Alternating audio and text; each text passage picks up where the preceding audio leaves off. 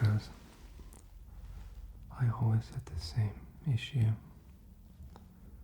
I couldn't sleep.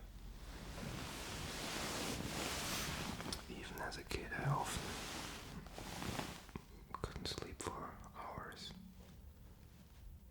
And I was basically dreading the time when my parents would go to sleep and I was the last who was awake. And it was really difficult for me.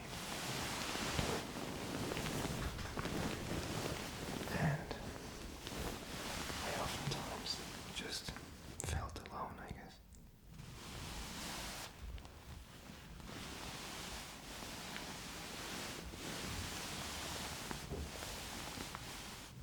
So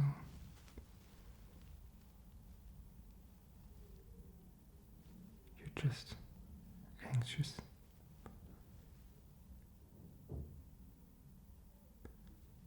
You don't want to get up tomorrow. Is that right? I'm so sorry. You're just afraid of life, basically. I understand that. I can really understand the feeling of not wanting to get up in the morning. I had that many times. In a job that I hated. Or even when I had to play an instrument in front of people. I was just really scared of it.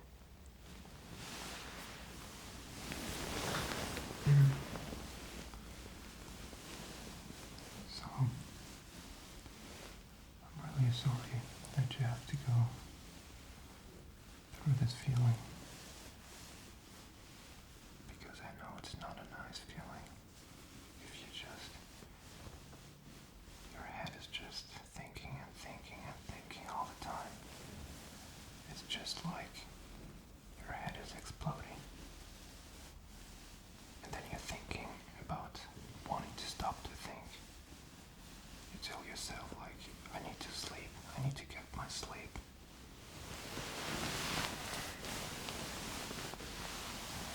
But you can't.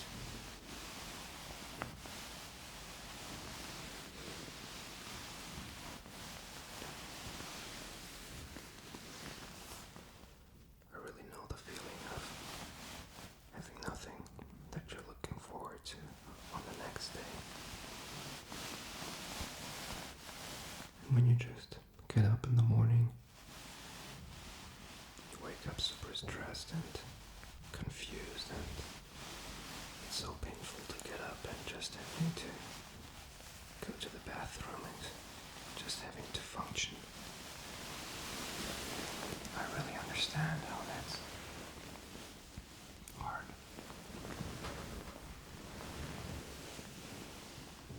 It is hard.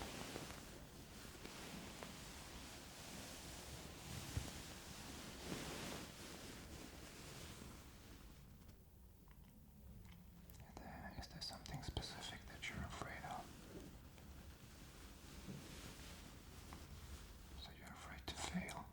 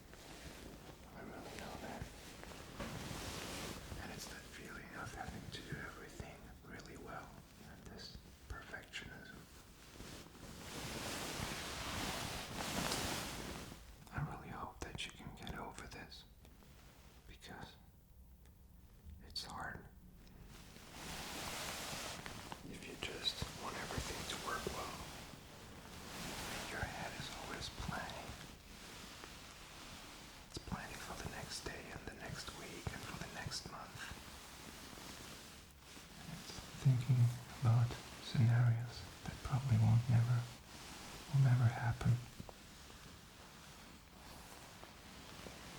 And probably most of the thoughts that haunt you, you thought that already a million times, so you had the exact same thoughts a million times already, right?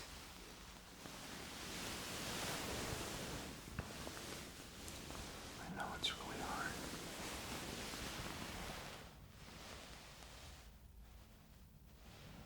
Yeah. I mean, there's obviously some things that you can do that can help you fall asleep better.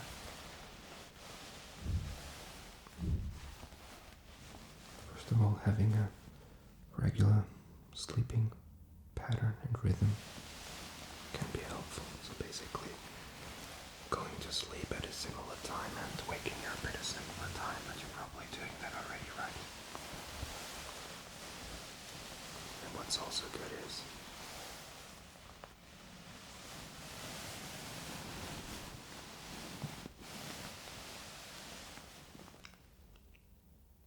moving around during the day, so I'm trying to get some sport done to make my body tired, because oftentimes it's just my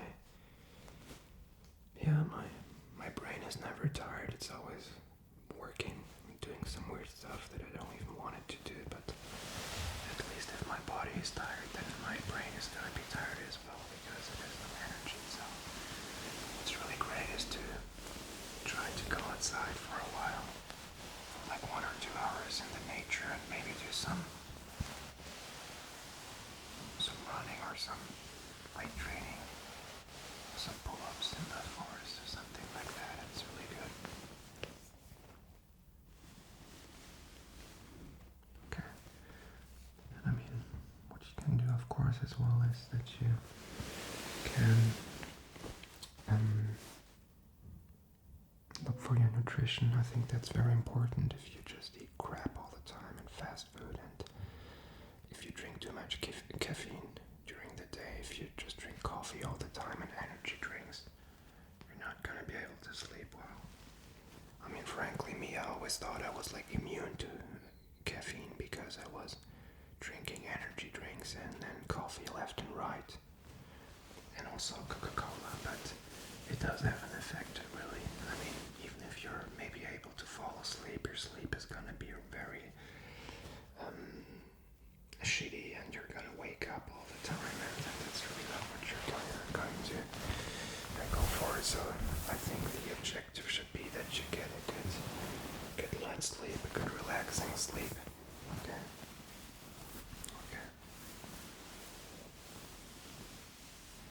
And what else? Also, it's helpful to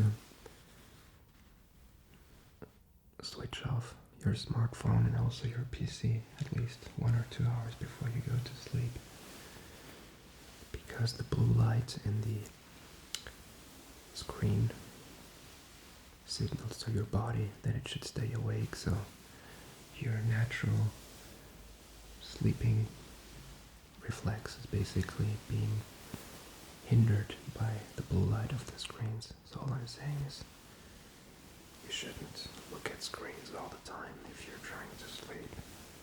And there's also an app for Mac which is called Flux, which you can install. And nowadays even iPhones have that function that basically in the night the screen is having more of an orange color, which will help you fall asleep better.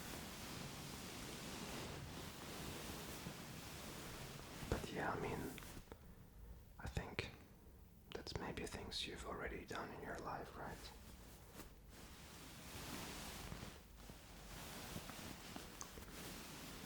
And it's oftentimes just stupid if you have this superficial stuff that people tell you how they're able to sleep, but maybe your problems are just deeper, or your issues, or your brain is just crazy. You know what helped me? At least I think that's what helped me, is just, I mean, I tried to fight it all the time, my crazy brain, and I I tried techniques and I tried meditation and all of this stuff. And meditation is great, it's good, but eventually it's also about accepting yourself. It's about accepting that you're different and that's fine. I just basically accepted that my brain is just crazy. It's kind of insane and it's kind of a war zone. So I'm thinking all the time and I'm scared all the time. And I think that's also genetically, because it's just that I'm really worrying way too much. I'm just a crazy worrier. Just worrying about every scenario that could go wrong. And I think that also can be a strength because I'm better at anticipating stuff and I also have better empathy. But I think especially sensitive people can have a difficult time to fall asleep, especially if it's really loud or if they have stuff going on in their lives. So I think especially all I can say is make sure all the logistics are in place. If it's loud around you, you should wear earplugs. And if it's really bright outside, you should be able to have your room pitch dark, ideally, or wear a sleeping mask. You should have a good bed and good pillows. I have pretty hard pillows here, which help me sleep. These have like a cherry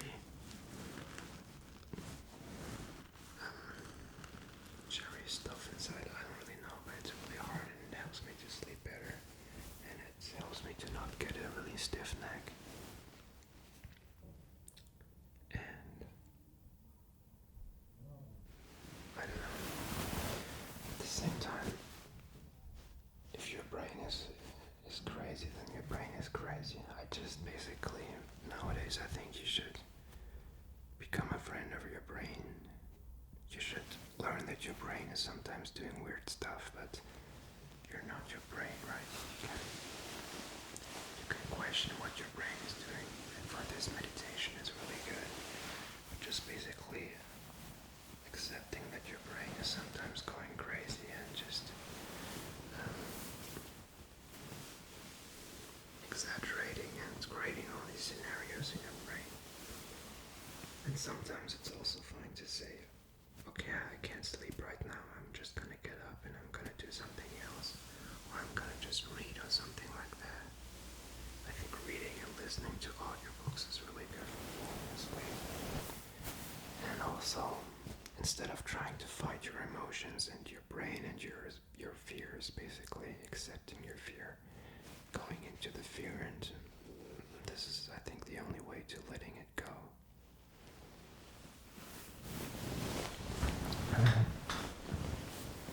At the same time, I'm also a big fan of looking like why am I so afraid?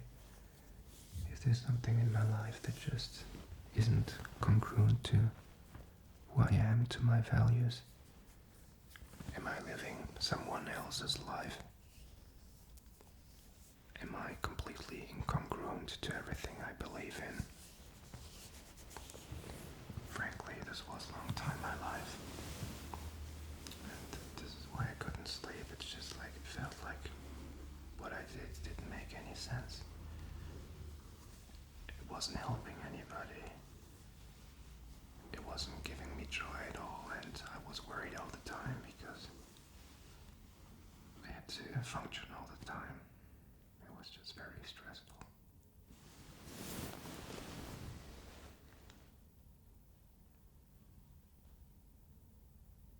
I think you're gonna do fine. I think the best way is really to get to know yourself better and listen to your body better. And I think people are really different. Some people have a really calm brain, and some people have a very crazy brain. And I think the crazy brain can really do amazing things, but we also have to learn to calm it down and say, okay, it's fine, you're going crazy now, but there is actually no real danger going on right now. There's no need for you to be so crazy.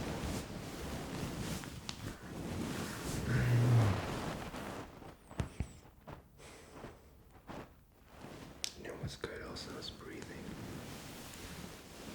Some people really don't breathe at all, so breathing deeply, not into your chest, but into your stomach is what you need to do.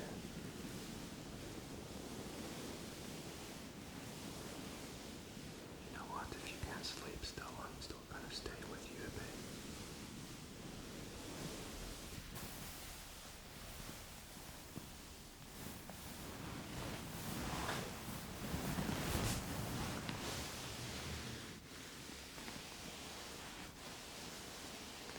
It's all good.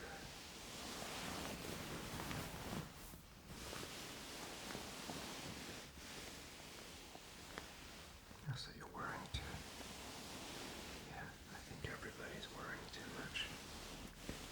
I mean, it's not a bad thing, it's just in our genes. Because people who did worry got killed by some tigers or something, so basically the ancestors that survived were the ones that worried the most. But it doesn't make us happy. So if you want to be happy, you should be able to learn with your worries. Learn to live with your worries. Just basically be your own best friend. Changing your inner tone to a really friendly way. Instead of saying stuff like, you're so stupid and you're so dumb and you don't get it at all and you're a fucking loser, and maybe writing that down. But instead starting to talk to yourself like a best friend who's caring and who's forgiving and who's warm and compassionate and friendly. Maybe this is how we should talk to ourselves as well. And you shouldn't be mad at yourself for not being able to sleep.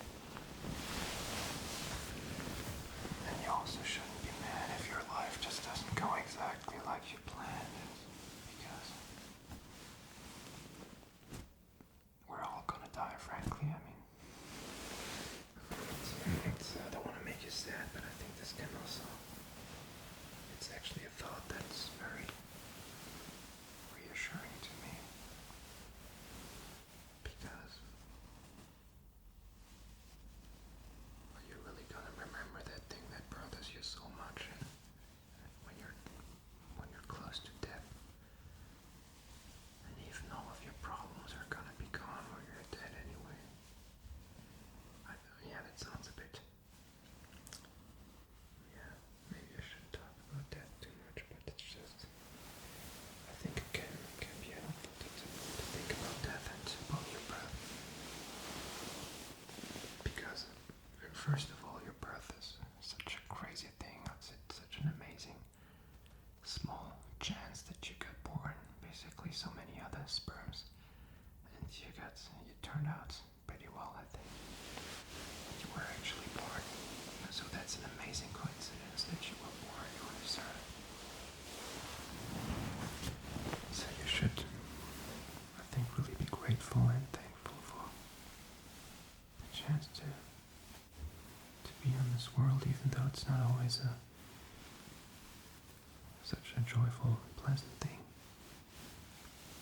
But also, I think if you think about your death, you're going to see how insignificant most of the problems are. I think we should be able to laugh about it. It's just, death is just like birth. It's somebody going out of the life, out of this body. Doesn't mean it has to end, but it's just, we built this whole crazy world around our ego and how the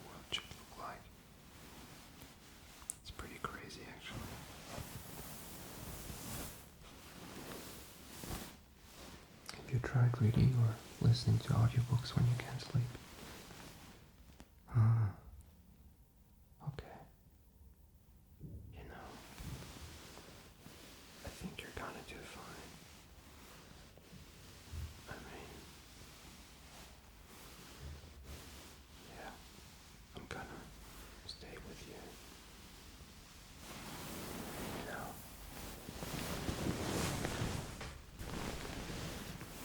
you really don't need to worry so much. You can, of course, but usually the stuff that I tended to worry about wasn't half as important as I thought it was. Even the really, really important stuff, apparently. So I was super stressed oftentimes. I was just working on projects where there were millions at stake and working for big banks, and they were being sued, and it was super difficult. People, everybody was really unfriendly and stressed, and waking up was just thought like, oh no, please, I'd rather be dead than fucking going to this job again. But I survived as well. I realized that it's just, I mean, the only person that can make me freak out is myself.